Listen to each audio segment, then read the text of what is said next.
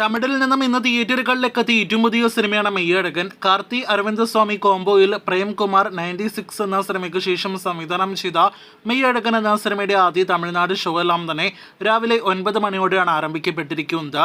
ഇപ്പോഴത്തെ സിനിമയുടെ ആദ്യ ഷോയുടെ ആദ്യ പകുതി അഭിപ്രായങ്ങൾ പുറത്തു വരുമ്പോൾ എങ്ങും പോസിറ്റീവ് അഭിപ്രായങ്ങൾ ആദ്യ പകുതി തന്നെ സിനിമ നേടിയെടുത്തിരിക്കുകയാണ്. ഒരൽപ്പം സ്ലോ പേസ്ഡ് ആണെങ്കിൽ പോലും ആകാംക്ഷ ഉണർത്തുന്ന രീതിയിൽ തന്നെയാണ് സിനിമയിലെ ഓരോ രംഗങ്ങളും വരുന്നത്.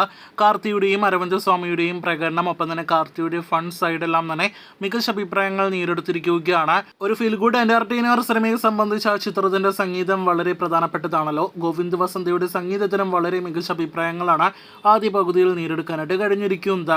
ഇനി രണ്ടാം പകുതി കൂടി ആദ്യ പകുതിയോട് സമാനമായ അഭിപ്രായങ്ങൾ, അതല്ലെങ്കിൽ അതിന് മുകളിലുള്ള അഭിപ്രായങ്ങൾ നേടിയെടുക്കുകയാണെങ്കിൽ സിനിമ ആകെ മൊത്തത്തിൽ നേരത്തെ പ്രിവ്യൂ റിപ്പോർട്ട്സുകൾ സൂചിപ്പിച്ചതുപോലെ പോസിറ്റീവ് നേടിയെടുക്കുമെന്ന കാര്യത്തിൽ സംശയമില്ല. സാധാരണ കാർത്തി സിനിമകൾക്ക് ലഭ്യമാകുന്ന ഒരു വലിയൊരു വരവേൽപ്പൊന്നും തന്നെ മെയ്യഴകന് നിലവിൽ തിയേറ്ററുകളിൽ ലഭ്യമായിട്ടില്ല. സൂര്യ ജ്യോതിക കോംബോ നിർമ്മിച്ച തിയേറ്ററുകളിലേക്ക് എത്തിയ സിനിമയാണ് മെയ്യഴകനെങ്കിൽ പോലും കാര്യമായ സ്ക്രീൻ കൗണ്ട് പോലും സിനിമയ്ക്ക് ലഭ്യമായിട്ടില്ല എന്നാണ് പുറത്തു വന്നിരിക്കുന്ന റിപ്പോർട്ട്.